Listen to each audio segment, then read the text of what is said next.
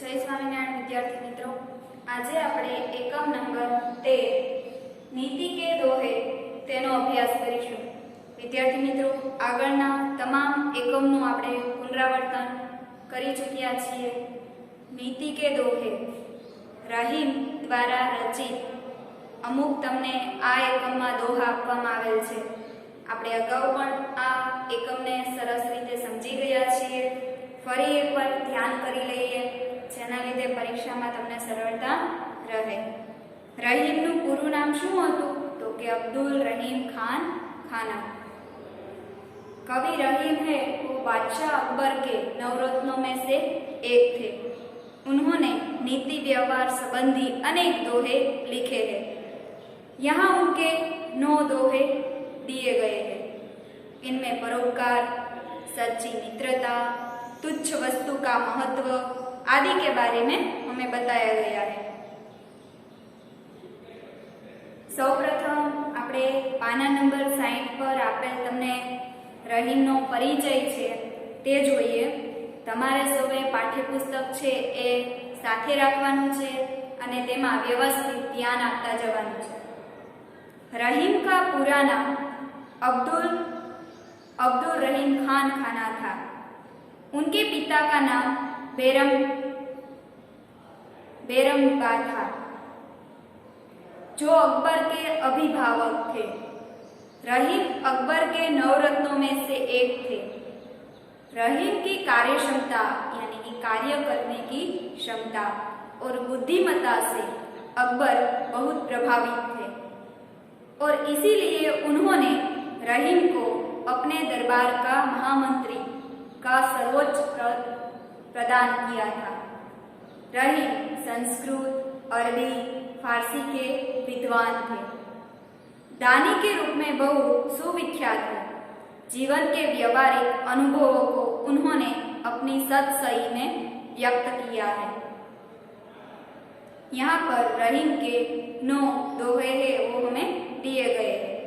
प्रथम दोहे में परहित की भावना, दूसरे दोहे में सही संबंध की रीत और सच्चा प्यार, तीसरे दोहे में छोटी चीज का महत्व, चौथे दोहे में सही दिन बंधु की बात की गई है, पांचवें दोहे में कड़वे वचन बोलने वाले की स्थिति का वर्णन है, छठवें दोहे में उत्तम व्यक्ति की प्रवृत्ति, सातवें दोहे में बिगड़ी हुई बात को छोड़ देने की, आठवें दोहे में धैर्य का महत्व तथा अंतिम दोहे में किसी से मांगना नहीं चाहिए, इस बात को व्यक्त किया गया है।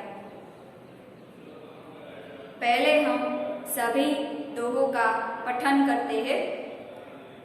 तरुवर फल नहीं खाते, सरोवर पियहि न पान, कही रहीम पर काज ही, संपत्ति सुचहि सुजान। कही रहीम संपत्ति सगे, बनत बहुत बहु रीत, विपत्ति कसोटी जे कसे, ते साचे में। तीसरा दोहा, रहीमन देखी बड़े न को, लघु न डारी दीजिए, जहाँ काम आवे सुई, कहाँ करे तलवारी। दिन सबन को लखत है, दिन ही लखे न कोई, जो रहीम दिन ही लखे, दिन बंधु सम होय। पांचवा दोहा, खीरा को मुंह काटी के, मलियत नौन लगाए, रहीमन करुए मुखन की, चाहिए यही सजाए।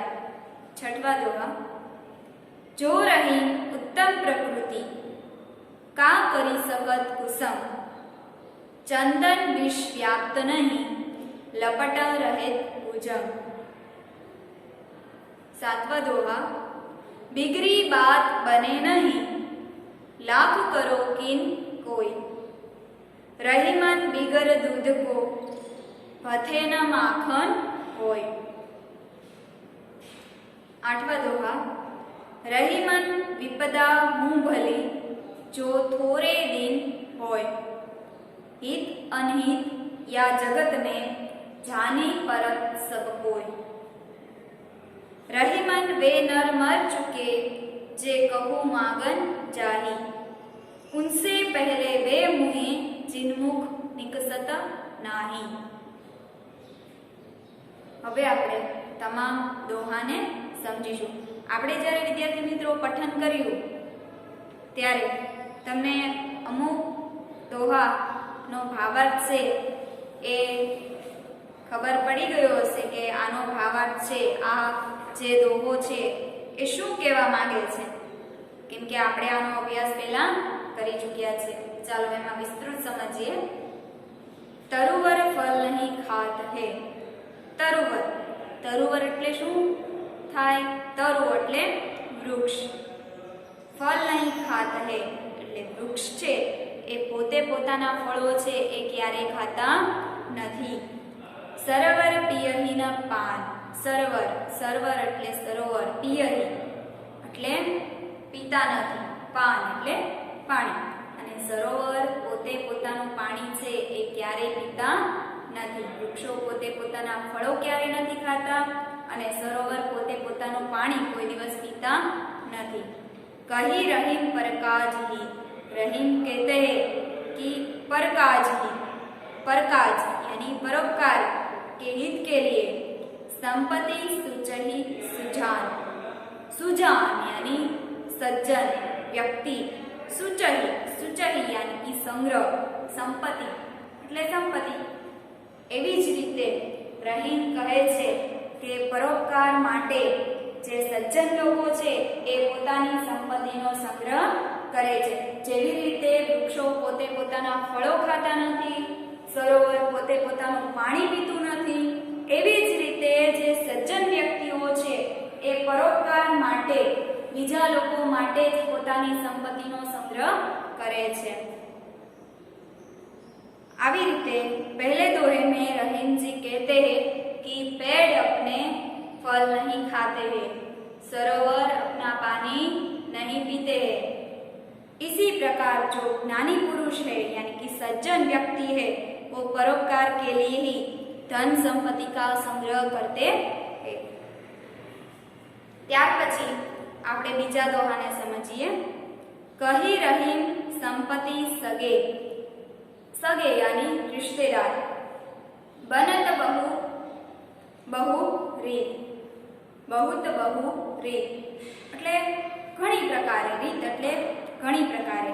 रहीम जी कहते हैं कि संपत्ति सगे, जब व्यक्ति के पास संपत्ति होती है तभी उनके रिश्तेदार बहुत तरीके से बन जाते हैं। कहीं ना कहीं व्यक्ति है उनसे रिश्ता जोड़ लेता है उनके पास जब संपत्ति होती है तब। रहीम जी कहते हैं कि जब मनुष्य के पास संपत्ति होती है तब लोग तरह तरह के उसके सगे बन जाते हैं। कही रहीम संपत्ति सगे, बनत बहुत बहु रीत यानी कि जब व्यक्ति के पास संपत्ति होती है तब व्यक्ति है वो कई तरह से उनके सगे है वो बन जाते हैं। विपत्ति कसोटी जे कसे ते साचे में। विपत्ति यानी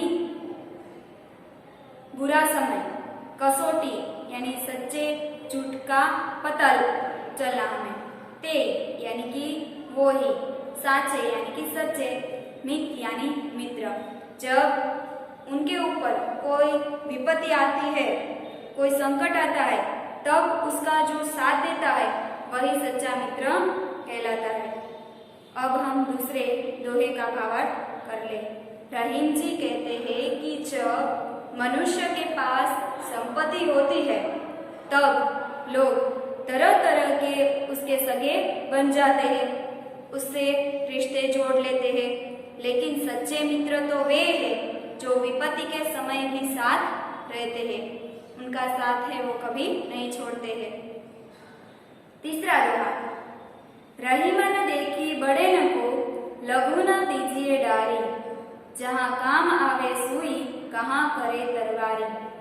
रहीमन, रहीम जी कहते हैं कि बड़े न को देखकर लघु को डारना नहीं चाहिए, यानी कि શું કહે છે? બડેન કો यानी कि बड़े लोगों को, लघु यानी छोटे, डारी यानी कि छोड़ना नहीं चाहिए। रहीम जी कहते हैं कि बड़ों को देखकर हमें छोटों की उपेक्षा कभी भी नहीं करनी चाहिए।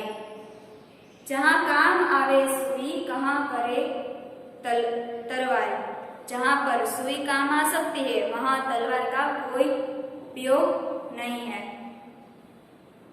इसी प्रकार रहीम जी कहते हैं कि हमें बड़े लोग हैं उनके सामने छोटों की उपेक्षा कभी भी नहीं करनी चाहिए, क्योंकि लोग हैं वो प्रायः बड़े लोगों को ही महत्व देते हैं। समाज में जो धन संपत्ति ज्यादातर रखते हैं वो लोगों को आदर सम्मान दिया जाता है, गरीबों को लोग उपेक्षा की दृष्टि से देखते हैं। और उपयोगिता की दृष्टि में देखें तो गरीब लोग ही हमारे काम आते हैं, अमीर लोग नहीं आते। किसान, मजदूर और जो छोटे काम करने वाले हैं वो ही देश की बहुमूल्य सेवा करते हैं, वह ऊंचे तबके वाले नहीं कर सकते। इसलिए हमें बड़े लोगों को मान देते समय निम्न स्तर के लोगों की उपेक्षा, उसको अवगणना नहीं चाहिए और छोटे लोगों को भी हमें उतना ही मान सम्मान देना चाहिए। चौथा दोहा, दिन सबन को लखत है। दिन यानी गरीब लोग है वो सबको अपनी दृष्टि से देखते हैं, दूसरे की ओर देखते हैं। दिन ही लखे न कोई, परंतु गरीब लोग के सामने कोई भी नहीं देखता, उनकी मदद कोई भी नहीं करता। असहाय और गरीब लोग सबको कैसी नजरों से, आशा भरी नजरों से देखते हैं, पर गरीब के सामने कोई भी व्यक्ति अपनी कृपा दृष्टि नहीं करता, दया दृष्टि नहीं करता। जो रहीम दिन ही लखे दीन बंधु सम होय। रहीम जी कहते हैं कि जो व्यक्ति गरीबों पर दया दृष्टि, कृपा दृष्टि करता है वो दीन बंधु सम होय। दीन बंधु यानी कि भगवान के समान होता है। गरीब लोग है वो सबको आशा भरी दृष्टि से देखते हैं, पर गरीब के सामने कोई नहीं देखता। और जो व्यक्ति गरीबों को मदद करता है, सहाय करता है, उन पर कृपा दृष्टि करता है, दया दृष्टि करता है, वो भगवान के समान ही कहा जाता है। पांचवा दोहा, खीरा को मुंह काटी के मलियत नोन लगाए। खीरा यानी ककड़ी का मुंह काटी के, उनका मुंह है वो काट कर मलियत नोन लगाए। मलियत नोन यानी नमक, उस पर नमक लगाया जाता है। खीरा ककड़ी को खाने से पहले उसका सिर, उसका जो ऊपरी भाग है उनको काटकर अलग कर देना चाहिए और उस कटे भाग पर क्या लगाना चाहिए? नमक लगाना चाहिए।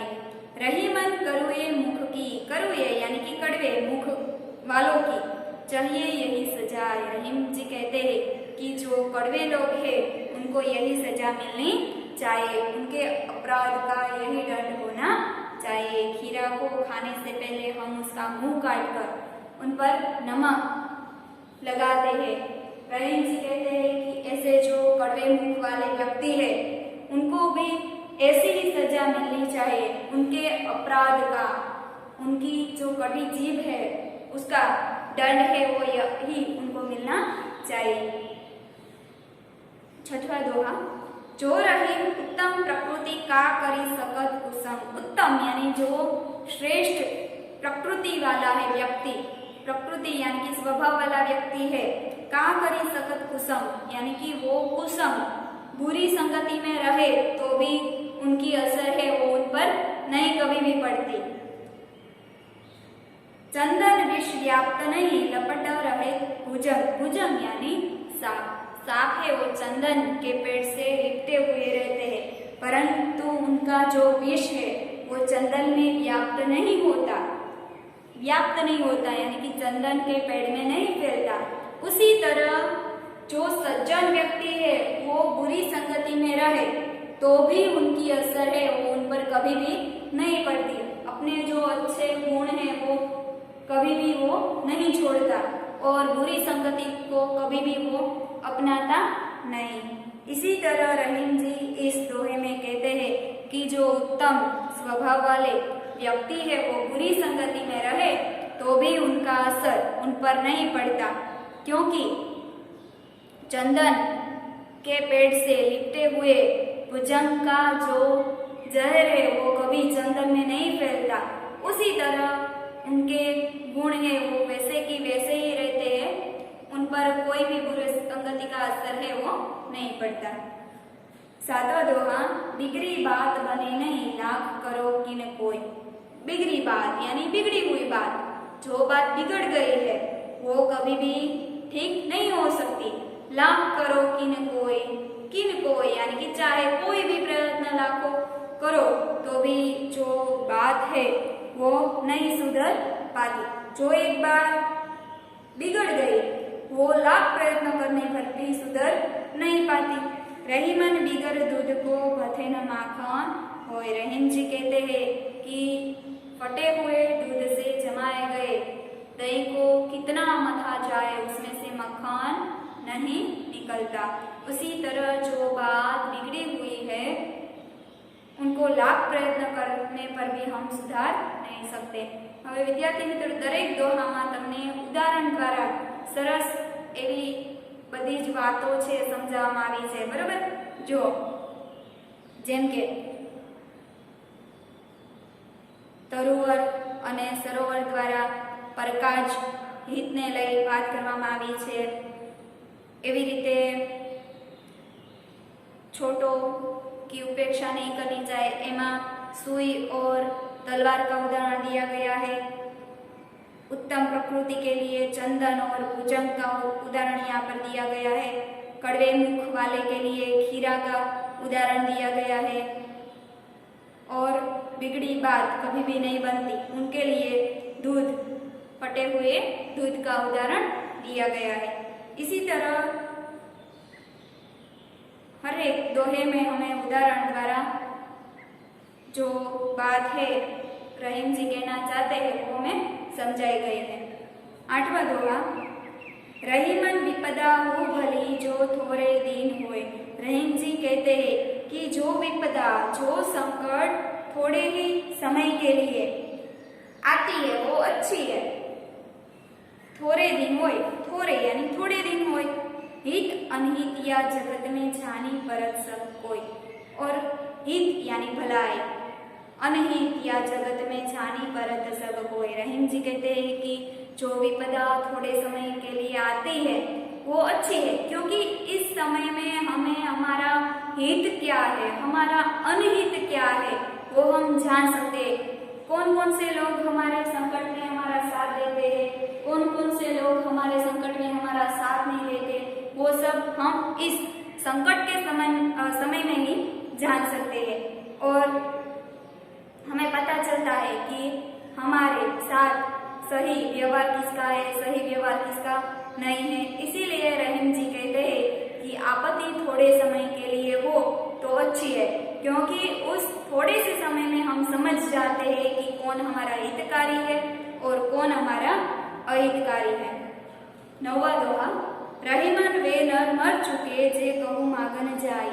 उनसे पहले वे मुहे जिन मुख निकसत नाही। रहीम जी कहते हैं कि वे नर, नर यानी मनुष्य, वे मनुष्य मर चुके हैं जे कहूँ मागन जाए। मागन यानी कि मांगने जाते, वे मनुष्य मर चुके हैं जो कहीं पर मांगने जाते।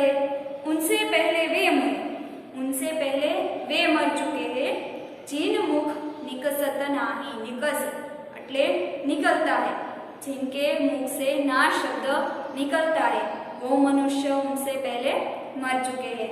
रहीम जी कहते हैं कि वे मनुष्य तो जिंदा होते हुए भी मर चुके हैं जो दूसरों के दरवाजे मांगने जाते, परंतु उनसे पहले भी वे नर मर चुके हैं जिनके मुख से नहीं शब्द निकलता है, जो मांगने वालों को देने से इनकार कर देता है। विद्यार्थी मित्रों, આપણે 9 दोहा નો સરસ એવો ભાવાર્થ સમજ્યા। ત્યારબાદ તમને પાના નંબર 61 પર શબ્દાર્થ અને ટિપ્પણી આપેલ છે તેને આપણે જોઈ લઈએ। તરુવર, તરુવર એટલે શું થાય? વૃક્ષ। પરકાશ यानी कि दूसरो के लिए, दूसरों के हित के लिए। उनको क्या कहेंगे? प्रकाश, परोपकार की भावना। विपत्ति, विपत्ति यानी संकट, आपत्ति। पछी मित, मित यानी प्यारा। लघु यानी छोटा। तरवार यानी तलवार। दिन, दिन यानी गरीब। सम, सम यानी समान। खीरा यानी ककड़ी। करुण यानी करुए। भुजंग यानी सांप। बिगड़ी यानी बिगड़ी हुई। थोड़े यानी थोड़े। निकसत यानी निकलना। विद्यार्थी मित्रों, આપણે સરસ રીતે એકમ નંબર 13 નું પુનરાવર્તન કર્યું। બધા જ દોહાનો ભાવાર્થ છે સરસ રીતે ફરી સમજ્યા। તમારે સ્વાધ્યાયની નોંધ હવે રફ નોટમાં સારા અક્ષરે મોઢે કરવાની છે। કોઈએ પણ પાકી નોટમાંથી જોવાનું નથી કે કોઈ પણ અન્ય સાહિત્યમાંથી જોવાનું નથી। ફક્ત પાઠ્યપુસ્તક તમારે સાથે રાખી અને તમારે સ્વ અધ્યયન કરવાનું છે। જાતે અભ્યાસ લખવાનો છે। જે આવડે તે તમે મૌલિક રીતે લખો, જોઈને લખવાનું છે નહીં। આ જ હું તમારું હોમવર્ક અને આગળનું આપણે પુનરાવર્તન આગળના વિડીયો લેક્ચરમાં કરીશું। અસ્તુ, જય સ્વામિનારાયણ।